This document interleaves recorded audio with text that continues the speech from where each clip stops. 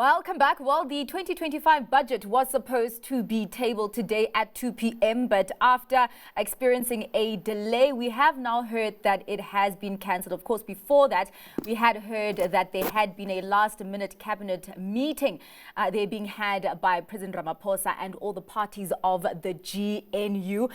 Quite a lot of drama and chaos and speculation at this point. Of course, this is what journalists' dreams are made of, breaking the news. But of course, we will be hearing from some of our experts in terms of what they think. We were supposed to have a post-budget panel discussion, but seeming that that is happening at another day. Of course, joining me in studio is Kantipa, economist at PwC, and Tendai Majimuri, economist and executive in strategy support and governance at Liberty. Thank you so much for your time. And what an unprecedented situation. Tendai, you were talking about 1994, and I do believe that the budget was rejected then. But was it actually tabled before it was rejected? And how different is the situation right now? I have never, to my recollection, seen a day like this since 1994, where the budget was not even tabled on Parliament. Budget is tabled with proposal of what the government intends to do in the coming fiscal year. And those points are supposed to be debated in Parliament. Rejecting them outright, if that's what has happened, is a new thing and very concerning. Yeah. Very, very concerning. I'm actually looking at, because obviously we look at how the markets are impacted by economic and political news. Rand at 18 Rand 59. Not a lot of weakness coming through. I think yesterday it was at 18 Rand 40. So it's actually surprising that it actually hasn't weakened as much as I thought it would. Can't you just talk to me about how concerning this situation is? And I do also note that the EFF had come in saying that it is unconstitutional for the budget to not be tabled, because it is supposed to be tabled and then there is supposed to be a debate. Look, I mean, this is one of the concerning parts, because I think if we watch and understand what the whole thing about, budgets, obviously about policy, and we always talk about this idea of sort of stability and understanding and sort of predictability at the very least. And clearly we are at a position now where it's very hard to now, to have so that predictability, because obviously you would think that, you have in government, they sit down, they plan the policy. This is a policy framework, remember, and then it becomes law. We are at a position now, I guess, that seems to suggest that we don't have the kind of stability we thought we had. And that's something, obviously, that we don't want, especially in the kind of environment we're in. Yeah. I do believe that there is another expert joining us online, Dirk Kotze, political analyst at the Department of Political Science at UNISA. Thank you so much for your time, Dirk. If you can hear me, I actually just want to know, because, I mean, all these conversations, I do believe, were supposed to have been had by the GNU so that they could come to an agreement in terms of the roadmap that Treasury should table. And at this point, I'm wondering if Treasury is aligned more with the president / the ANC, or if Treasury is aligned with the GNU. What should be the direction here? Well, we all know that the budget is prepared in the year before it is delivered. So normally it's around the end of the previous year, in September, October, November. Most of the preparatory work is done, actually. So that was the time when these decisions were supposed to be made, especially on the VAT and other tax possibilities. But I think what has happened is that it was not generally discussed within the government or the cabinet. And that is, although there are the two deputy ministers of finance, the one is from the ANC, David Masondo, and the other one of the DA. So they should have had quite a lot of knowledge of what has been discussed at that stage. I think what we are seeing now is that the final decisions will possibly be taken without the different parties being all together in discussions with the Treasury. That's my guess. I don't have concrete evidence about that. And that the different parties, and especially the DA, saw the final proposal that will be in the budget speech only very recently. They already indicated earlier, before today or yesterday, that they won't support increases in any forms of tariffs or taxes. So in a sense, they forewarned the Minister of Finance about this. But I think what is happening now is that it has been postponed and that there will be further discussions within the cabinet about it. And that it is absolutely essential for the ANC to have the support of the DA, because otherwise the budget won't be approved in the National Assembly. But it's not going to happen recently. It will only happen much later in the year, once all the stages of the bills, the different bills that was supposed to be presented today, have been exhausted. That means especially the committee stage of decisions of the different individual departments. So the final vote will take much later, will be taken much later. So I think what we are seeing now is that President Ramaphosa is saying, well, let's present to the public that we take the Government of National Unity and its process seriously. So don't go against the DA now.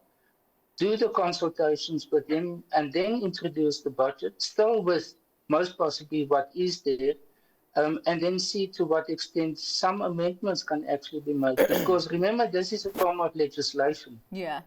What is presented to the public and to the members of parliament is not final when in the budget speech.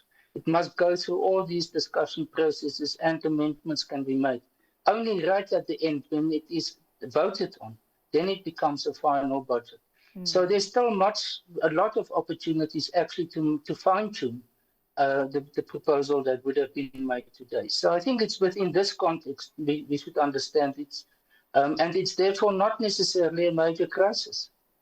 I'm just wondering, though, Tendani, is this not being too politicized? Because this is an economic roadmap to the country trying to get as close as possible to that minimum 3% growth. This is an economic document.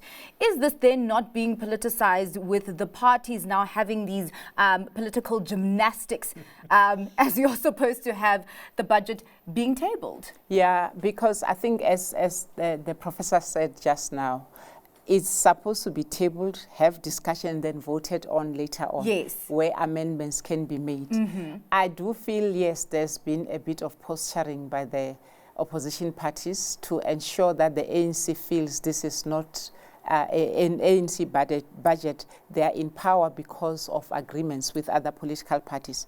And for me, the irony is the GNU has been touted as a symbol of stability, and they were supposed to be and cohesion, but also the fact that the ANC is not going to go off on a tangent because they're going to be checked, there are going to be guardrails and so forth. And if VAT is indeed the issue, the ANC would have been the so-called populist party which would have listened to its electorate and the majority of South Africans, not the DA. We don't have the facts, we're just hearing what is out there. But if that is the case, then I think it's a failure on both the ANC, yes, for not consulting widely, but also on the part of the opposition parties who are supposed to bring stability, because that's what they were touting. Andy? Yeah, look, I mean, that's exactly, I agree completely. And one of the key things here, as we understand, is that the minister presents a policy framework. Basically says, these are the outcomes that we want, you know, so we are looking at all of these problems, and these are the solutions that we think we can bring forward. Yeah. And then we say, on that basis, we table this document, as the first bill, we table this document for Parliament then to discuss, to make law. And then that will be, you know, obviously how we're going to divide the money, how we're going to, you know, obviously how we're going to raise it through tax, and that obviously tax is low, all of those things. So, but perhaps Tenan is quite right in the sense that we are now perhaps facing the political, as you also raised it, in the sense that maybe the DA says in there, look, you're not going to do what you've done with the other laws, where basically you approved. Oh yeah, we know what happened with the NHI. Exactly, we know what happened with the education bill as well. So all of those have happened, and we are not giving you another chance to sort of to push through something in the name of the government, because I guess at the same time as the Minister of Finance stands there in the name of the government, which means it's actually this policy is a government policy that would have been agreed by cabinet and now is being presented as a government policy framework. And they're saying this is not a government policy framework.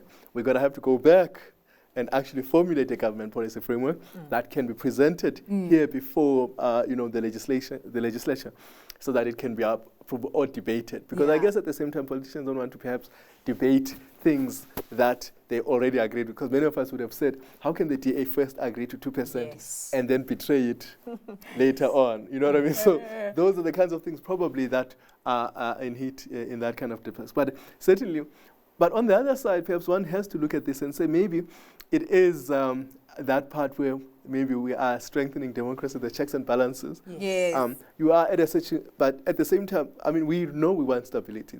We don't want a situation where we are those countries, and many people, we talked about this last year in particular, when we were watching, I can't remember which country was trying to get a budget approved for months and months. And we said, well, we are not like that. We can form a government within the stipulated framework. We can release budgets.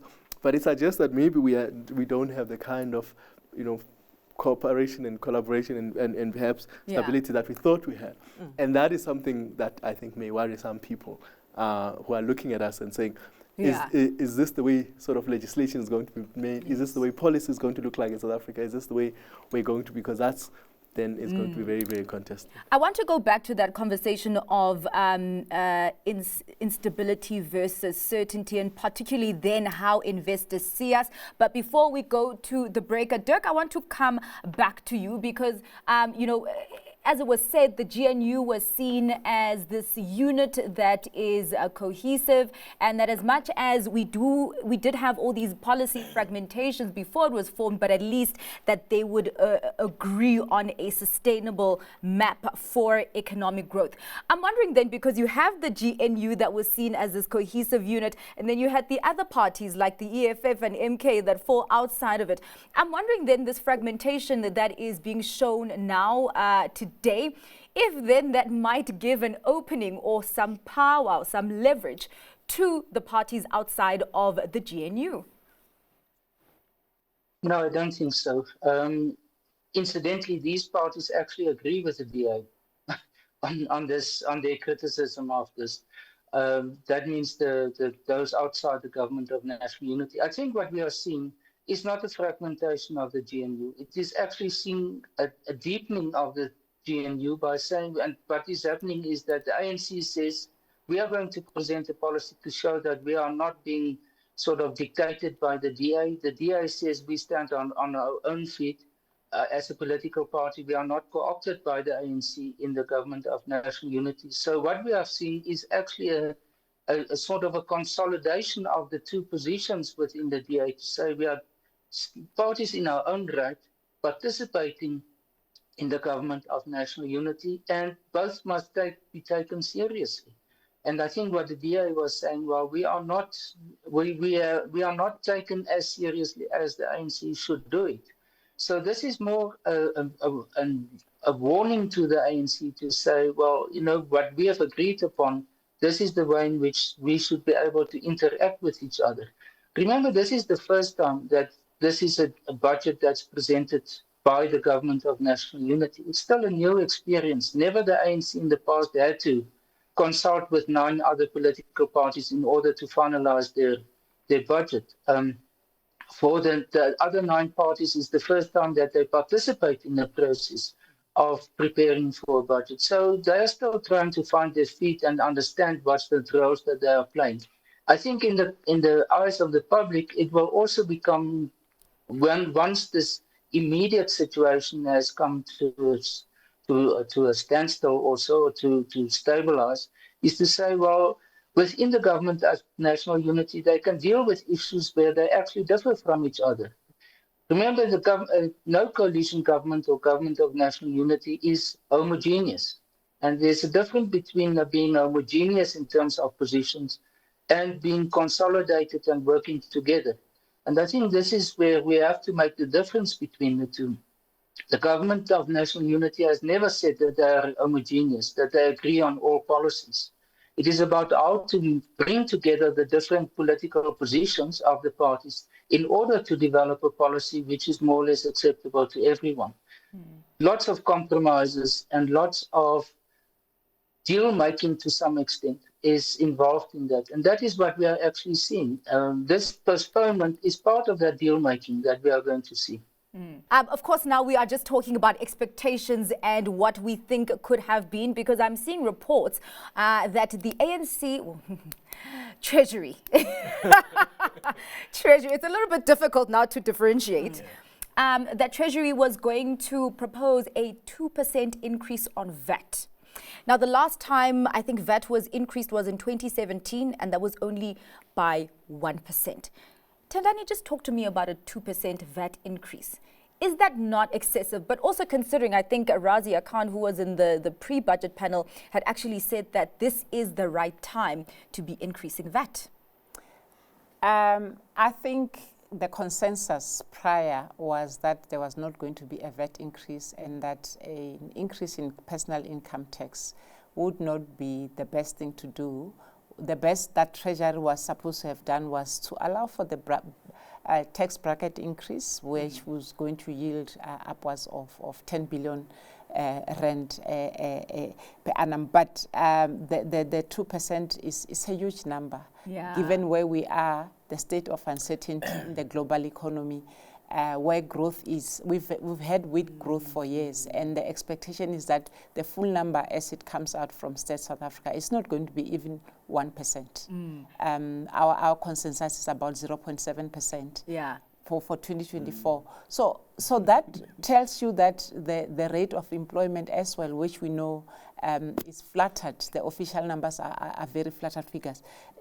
Where would consumers get the income to pay the additional 2 percentage point on VAT? Decidedly, yes, it was going to bring in much needed revenue. But I was expecting government to look for other source of generating revenue via growth, via the tax bracket, but not 2 percentage points. I'll go back to the tax bracket creep, but just sticking with that, even SARS Commissioner Edward Kiesota 2 weeks ago had actually warned of hiking taxes, and actually said that even the last time that VAT was increased, it didn't really do much for revenue, and in fact, it made consumers even more constrained, and really didn't bring in a sustainable and proper stimulus to economic growth that would have come from more household spending and flexibility on that front. What's your take? You make a very good point, and actually when we were looking to this budget, we first had a look at what we thought would be the collections going forward. And one of the things that we said was that we see revenue underperforming. And that underperformance was going to come particularly from VAT and from fuel taxes, the fuel levy. And that tells you those are obviously consumption taxes. That tells something about where the consumer is, and we know the consumer has been under a lot of pressure. So how they actually then got to the modeling that allowed them to think about you can actually raise and then be able to collect when in the previous year you're not able to is an interesting one. And perhaps this is where perhaps they saw much more opportunities in terms of hiking, of rising incomes. Maybe they saw incomes rising a little bit further, and that is where maybe that's what they thought they would capture. But that's a difficult play, because obviously it's also inflationary, and we know where we are with that kind of discussion. So all of these calculations are difficult ones, but certainly one imagines that there was also a level of desperation, because we know that there is a lot of pressure. Maintenance right speaks about the growth levels from last year and where we're going to go to this year. But we know that the pressures for expenditure are extreme, and they're very, very serious. There isn't, I couldn't think of one pressure here that we could have said, well, maybe leave that behind. So they thought maybe let's increase it. Even if we increase it in spirit, if we don't collect it, we'll cross that border. We'll cross that when we get to it. But at least we would have said at this budget, we made an effort. And then maybe they sort of do that and then think about solutions as we go along. Maybe that's what they were sort of playing at, because it's hard to imagine that they. But is the government then not being short-sighted by trying to squeeze in tax from low-hanging fruits that could actually hurt the population? Is there no creativity that could come through here in terms of increasing revenue while we are still in a subdued economic environment, Ndani? So I think government already has started unlocking those benefits in the infrastructure spend, Operation Vulindlela. Yes. Last year at the SONA, when the president talked about ending load shedding, I think a lot of people thought, what is this man smoking? Yeah. But it did end, except for the 2 days, was it Jan or early Feb? Except for that, it did end. And I think that was part of Operation Vulindlela for quite a while. This year, what I was expecting to see was what is the next phase for electricity? What are they doing about freight and the ports? What are they doing about bulk water? What are they doing about getting requisite skills into the country? Those are initiatives that when you do, you unlock increase in revenue. The revenue increases will have to come from real economic growth, not squeezing consumers from a very small tax base. As you know, it's a very small one.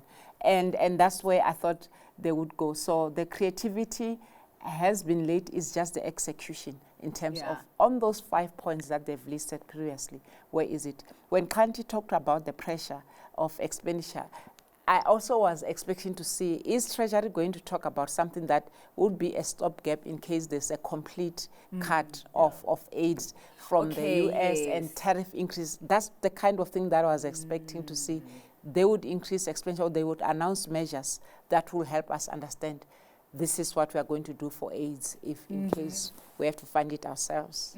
Tendani spoke about the bracket creep, and that's also one of the low-hanging fruits. It's very stealthy. Yeah. Would that not have been better than actually going for consumption-related points there? Well, I mean, bracket creep is only useful if they can collect something from it, and basically nobody really wins from a bracket creep. So they wouldn't have that wouldn't have helped with the problem of revenue, because there's a serious problem of revenue here that we are discussing, and so unfortunately, so if they leave these brackets and then they hope you earn a little bit more income, and then they can capture that, but that's something that they can do. But usually we are under a lot of pressure already, so that bracket creep would have sort of given them something, but not quite to the level where they are actually collecting. So that is very difficult, because you hope that you are going to get those inflationary increases. And that's sometimes not possible for many companies to say, look, we are going to give that inflation. So it only works if you get that inflationary increase and it puts you over the bracket. But if you don't get it, you don't have bracket creep. So this is the issue that we're now facing. But there is a serious issue of expenditure, the serious issue of revenue, and then of course the debt. And debt, because that debt, I mean, the Minister of Finance was at when he was at Davos, at the World Economic Forum, he spoke about a window of 2 years to return to investment grade. And so that is something that probably was engaging people with, and that would not have been higher debt levels imposed on him would not have helped that cause. Yeah. Let's talk about, as we wrap up the conversation now, the issue of instability or uncertainty, because we know that we always want certainty within the economy for investors to want to put their money in the country. And of course, the GNU was a big point of certainty and stability there. I'm wondering then how we will be looked at this point, or is it what maybe Dirk had said, that this is just showing it's democracy at work? Dirk has a point. He makes a fair point in terms of this is how democracy works. No one party in a GNU, even if it's a senior partner, should impose its will on the others. What it will show, though, is that there was a lack of consultation prior, which is what you'd expect for a country that prides itself in the predictability of the budget, the timeous presentation and approval of the budget, and getting on from there. And I'm thinking, even in the medium-term statement last October, I didn't get an indication that this would come. But in terms of stability, for me, what Klanti said earlier, the debt to GDP ratio, if that had come out, and we saw that the window that he's talking about, if we were not going to get beyond, let's say 77, 78 as a ratio to GDP, that would still even be better than what, when we were downgraded in the first place, it ranged between 84 and 110% as the expectations of the rating agency. So that would have created some measure of stability. The fact that it's been delayed depends on whether people view it, as Dirk has said, that this is democracy at work, or this is the beginning of the end for the GNU. Okay, well, we will bring you, our viewers, more information on the developments on that front at 5:30 p.m. on the close. But thank you so much for your time and for joining us and really just giving us insights on what this could mean going forward. Of course, that budget postponed to now the date, the 12th of March. That was a Kandiba economist at PwC and Tendani Manjimuli, economist and executive in strategy, support and governance at Liberty. See you at 5:30.